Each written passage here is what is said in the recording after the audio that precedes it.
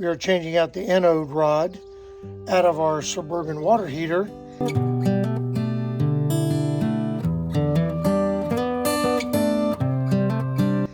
This is what a new one looks like. And we have not changed this one out since we bought the rig back in June. So it's probably about time. So that is on our list of things to do. One real important part about cleaning out your hot water tank is that you also want to run it on propane. We typically run our water heater on electric, but we went ahead and fired it up on propane, and that way we can make sure that there's no spiders or anything up in the system there. Make sure that propane is flowing to all the systems, and that checked out. While we're talking about propane, we also did a slow leak test. Now we use the gas stop, a little device that goes on your propane tank, and not only will it detect very rapid, large blowout type leaks, but you can also do a slow leak test, and it will check all the propane system in your rig. So we went ahead and ran a slow leak test, and all of our propane is working fine. Okay, so we also checked all of our slide sweeps and our slide seals to make sure that they're clean and dry, no cracks, no abrasions, everything's functioning totally like they should be. And we got 5 slides in this rig, and it required getting up on the ladder, but it's definitely worth checking. And to be fair, we checked that like every trip. So the next thing we did, since we had the ladder out and we got up on the back ladder, we went ahead and make sure that we got up on the roof and checked all of our seams and seals up there. Make sure that there's no tears in your roof.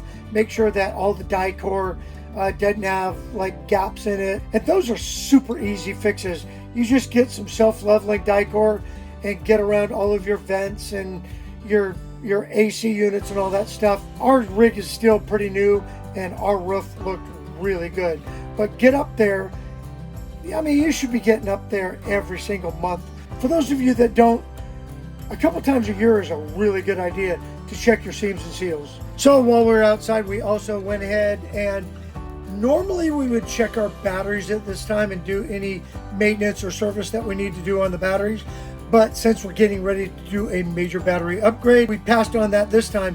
But while we were in that same cabinet, we went ahead and checked our hydraulic fluid levels, and everything was looking good there. If it wasn't, we'd top it off and it would be good for another 6 months.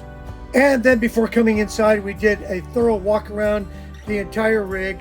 We checked all of our hinges, we checked our windows, we checked all the seals around all of the compartments, the doors, and just made sure that we had a good coverage of silicone sealant around all of our compartments. I used a little bit of dry lube on all of the hinges for our compartments, and they're functioning good. So on the inside, we went ahead, defrosted the freezer, we cleaned the refrigerator, we cleaned the oven, we cleaned the stove. All of that is checking out good. We also checked our propane on the stove. Everything's looking good there. Did a really good thorough cleaning of the microwave. It's amazing what a little bit of popcorn does in there. We also checked all the hinges and the knobs and stuff on all of our cabinets and inside doors. Made sure that they're all functioning properly. Again, a little bit of dry lube in those. Wipe them down, make sure everything's clean, and make sure that everything is dry. In the bathroom, we checked all the seals around the shower door. It's really a good idea to clean out this vent every once in a while. And then in the toilet, we went ahead and pulled our black seal there. We did that in the little bathroom also, and make sure that we treated that with a little bit of plumber grease that keeps, the water in your bowl so that odors don't, come flipping out of there. And then we checked under the sinks, make sure that there were no leaks, tightened up anything that needed to be tightened. But just a good walkthrough of the entire rig from the front to the back, side to side, top to bottom, inside and out. So the last thing that we'll do for, annual maintenance before we head out on our big trip this summer is we'll go ahead and change the filters in our air conditioner. This summer, we're definitely going to want the AC units. So that was something that we we're going to check right before we leave. So I think if you pull out your owner's manual, you're going to find that it's not a lot of work. It's all stuff that, you know, when you're doing pre-trips and you're doing monthly maintenance or quarterly maintenance or biannual maintenance, you'll start knocking out a bunch of that stuff. Chapter 13 in our book gives a really good maintenance schedule, and it tells you pre-trip all the way down to annual, what you need to do. And if you look at these, if you're doing this throughout the year, annual maintenance is really a piece of cake. Hey, thanks for watching the video. Don't forget to share our videos with a friend, and we'll see you next week.